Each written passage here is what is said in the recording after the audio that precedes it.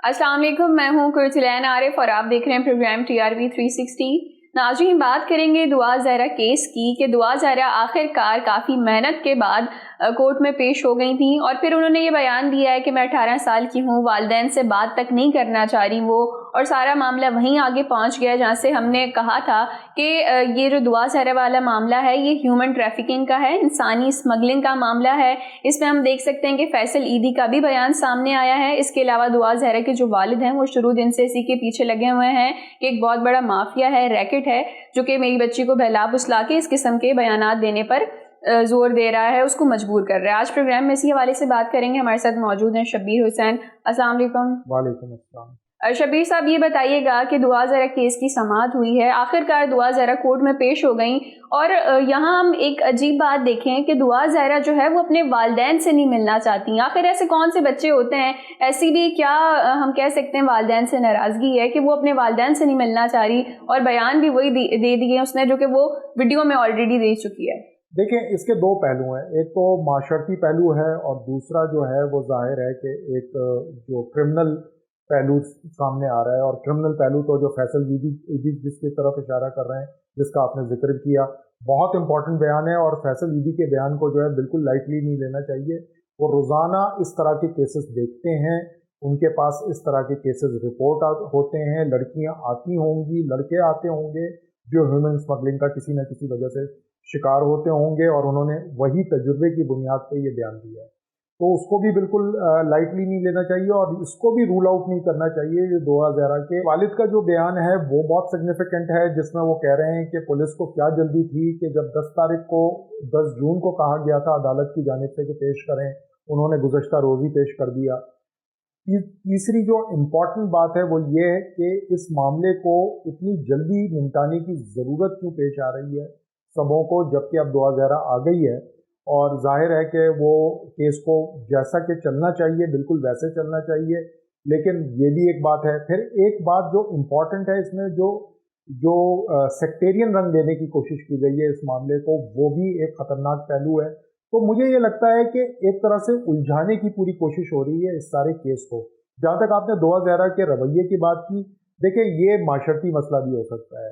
बहुत सारे पेरेंट्स होते हैं जो अपने बच्चों को बात करने की आज़ादी ही नहीं देते, उनको अपनी पसंद नापसंद बताने की भी आज़ादी नहीं देते।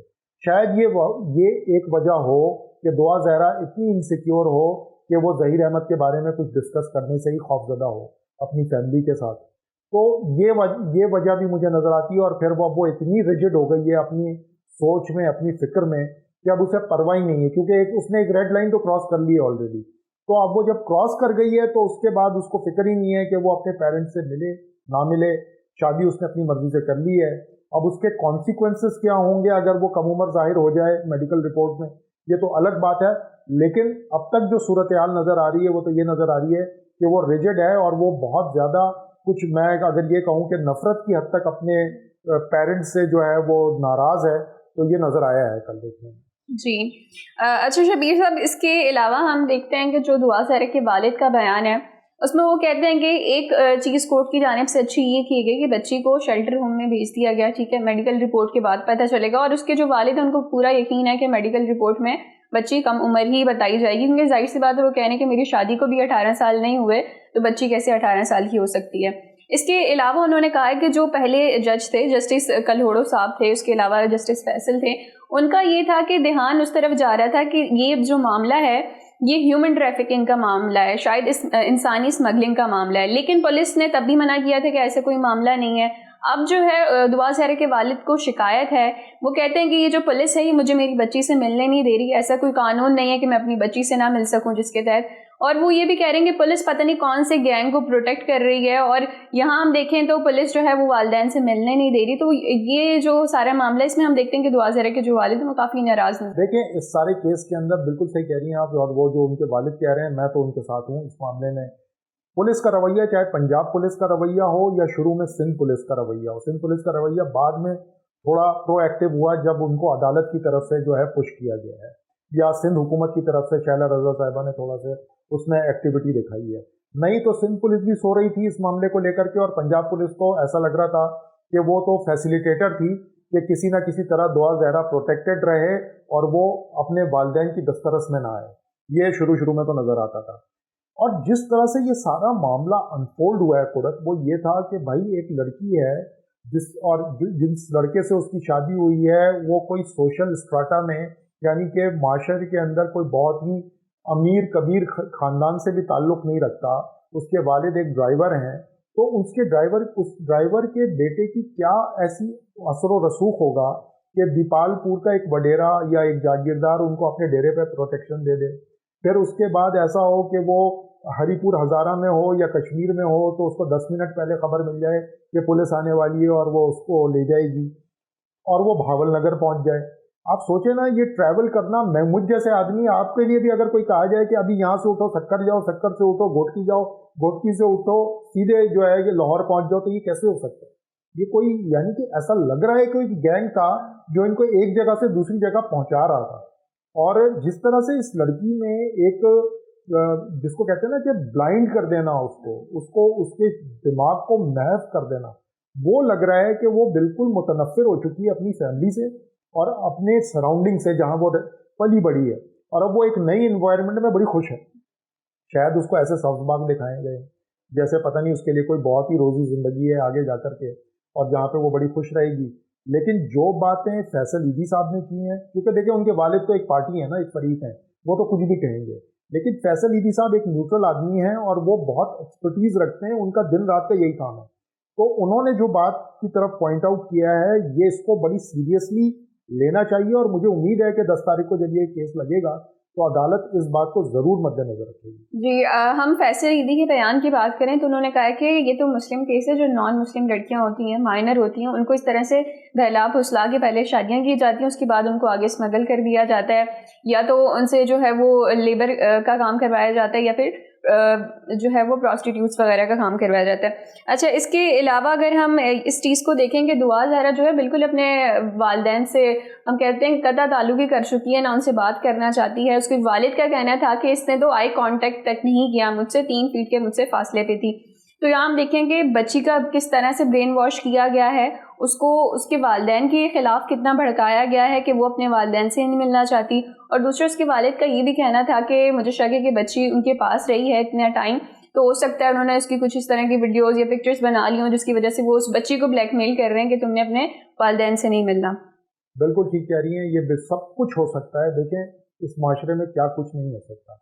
हम आए रोज़ जो वाक़यात सुनते हैं, जिस तरह की कहानियाँ सुनते हैं, और कई तो मेरे एक्सपीरियंस में 2-3 केसेस तो मेरे पास हैं जहाँ पे ख़वातीन के साथ या लड़कियों के साथ बहुत कुछ गलत हो चुका है, और उनको एक सब्ज़बाग दिखाया गया कि वो पता नहीं मिडल ईस्ट चली जाएंगी तो वो पता नहीं क्या बन जाएंगी और क्या नहीं बन जाएंगी, इवेंचुअली वो बनी कुछ और। तो ये होता है। इसी तरह बच्चों के साथ, जो मेल बच्चे होते हैं, उनको कैमल राइडिंग के लिए यहाँ से स्मगल किया जाता है, और ये रैम्पेंट है ये वाली स्मगलिंग। तो इसको रूल आउट नहीं किया जा सकता, बिल्कुल हो सकता है। सिर्फ मुझे दुख इस बात का होता है कि हमारे माशरे इतनी पोलराइजेशन है कि एक नादरा सर्टिफाइड एक चीज है कि वो बच्ची उम्र में कम है। नादरा ने बताया उम्र कम है, उसके वालिद क्या बोलते हैं ये इररेलेवेंट है। जब नादरा के रिकॉर्ड के मुताबिक वो कम सिन है, वो कम उम्र है, तो हम क्यों सारे बज़िद हैं कि ये उसको बालिग करार दे दिया जाए और वो हंसी खुशी रहने लगे।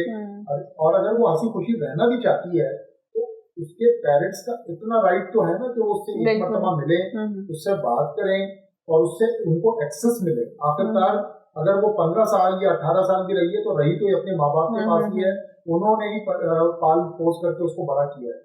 तो ये एक बड़ी, ये बेसिकली ये क्लासिक केस है।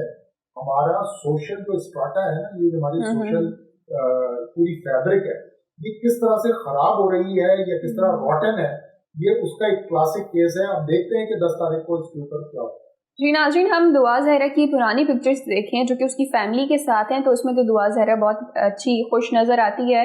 अब हम इस चीज़ पर गौर करें कि दुआ ज़हरा ने एक पूरा अर्सा अपनी फैमिली के साथ गुजारा है, तो अचानक इतनी नफ़रत क्यों आ गई, तो ये बड़े ताज्जुब की बात है। अब उम्मीद तो ये की जा सकती है कि दुआ ज़हरा जो है वो کمسن ثابت ہو جائیں اس کے بعد وہ اپنے والدین کے پاس آ جائیں اور یہ جو بھی معاملہ ہے یہ جلد از جلد سالو ہو جائے، کیونکہ اس کے جو والد ہیں اسپیشلی والدین جو ہوتے ہیں ان کے لیے بہت بڑا دکھ ہوتا ہے، اور جس طرح سے میڈیا کا پریشر ہے ہم دیکھ سکتے ہیں ویڈیو میں کہ اس کے جو والد ہیں بالکل رونے پہ آئے ہوئے ہوتے ہیں.